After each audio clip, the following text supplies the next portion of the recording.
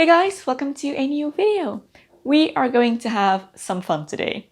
I'm not sure if you can hear it in the background right now. Aside from the construction work right outside my window, someone in the apartment decided that this is the perfect time to renovate. I do experience sound sensitivity, so it is a lot. I need something to take my mind off of things, and I need to film something that doesn't require me talking to the camera a lot, because I'm only able to do that in like short, unpredictable time increments.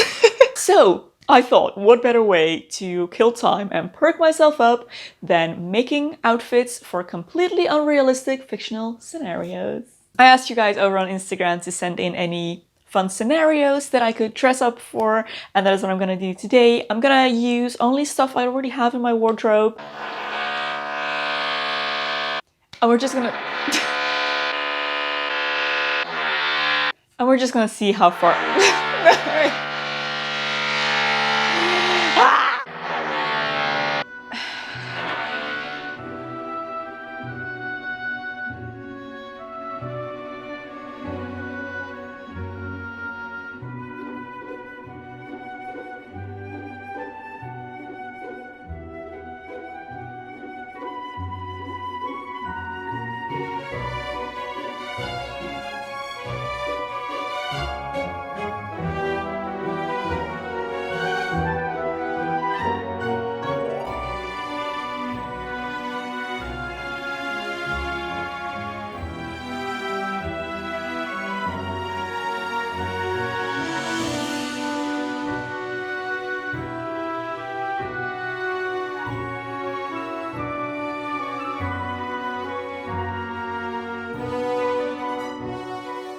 Dinner at Malfoy Manor. This outfit is something that I think Narcissa Malfoy might have picked out of my wardrobe. She has those dark vintage kind of 1940s type of vibes in her hair and makeup, in the silhouette of her clothing as well as more 50s, but still definite vintage vibes. So this is the outfit that I went for. Of course, black and gray are the main kind of base color. A little bit of jewelry. I'm wearing some family heirlooms. Thought that was fitting. Some heels, want to keep it classy. I kept the whole outfit fairly simple with some casual witchy vibes. And yes, my wand does light up, and it is in fact a remote control for the television. But it's the only wand I have, so sorry for waving a remote control around in this video. Here is my dinner at Malfoy Manor look. So let's move on to the next one.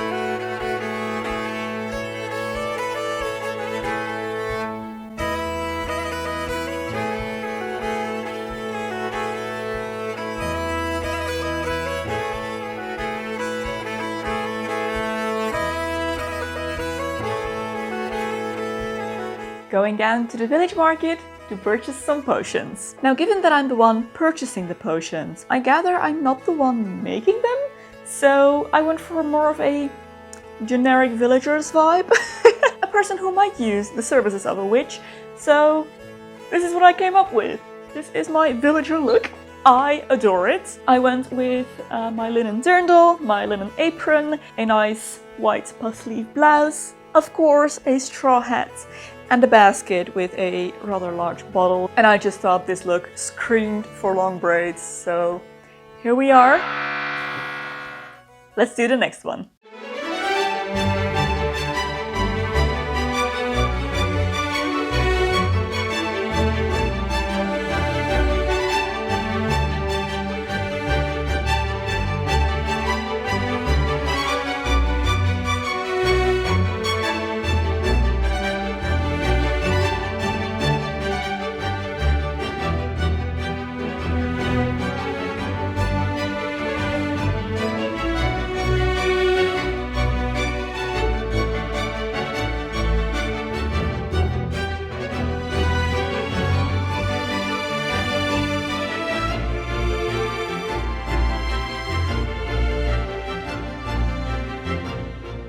looking for priceless historical artifacts. I couldn't resist going for a bit of a mix of adventurer / academic for this one. It's a little bit cliche, but hey. I went with my brown paperback trousers for this look, paired with a blouse. I think the bow goes perfectly with this. If it wouldn't have had the bow, I think I would have added a scarf. Given that it does have the bow, I think a scarf would be a little bit too much, so I decided to just go with this. Then, of course, the houndstooth print blazer, and the hat can be worn with or without the hat. I did struggle a bit with the shoes for this one, but I think this is the best match out of everything I have, which is still aesthetic, but also practical-ish. So this is the look that I came up for looking for priceless historical artifacts. Let's move on to the next one.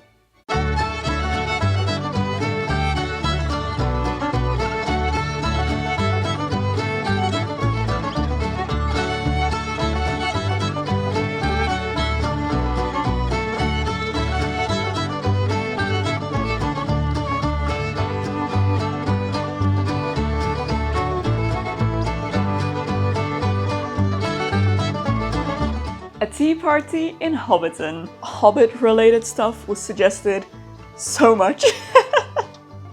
Of course, I had to do one of them. So, a tea party in Hobbiton it is.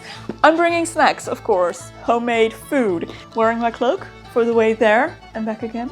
And of course, the only appropriate footwear, which is no footwear. I went for curly hair for this one. I think Hobbit look calls for curly hair. Let me just take off the cloak and we can get a better look at the outfit. I adore this. I would definitely actually wear this in my daily life. I might have worn this outfit. Have I? If I haven't, then I will very soon. I think in terms of patterns, plaid is acceptable for a Hobbit look. Okay, let's do one more.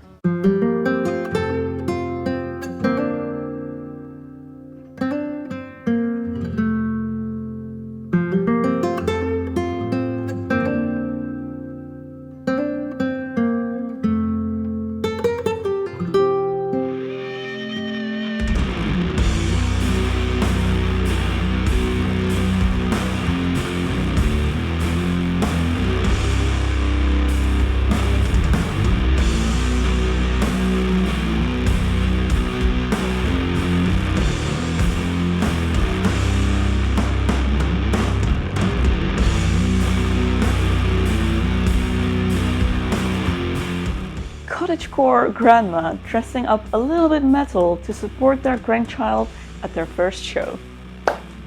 This one was a challenge, let me tell you. First of all, the most metal thing I was able to find in my wardrobe was this Evanescence t-shirt that I used to dye my hair. I'm afraid my metal days are behind me. I had to go down into the storage to dig up these shoes, but I must say they go with the outfit quite well. And I also have to say, this is a look, guys. Yeah, here is my cottagecore grandma dressing up a little bit metal to support their grandchild at their first show. Alright guys, that is it.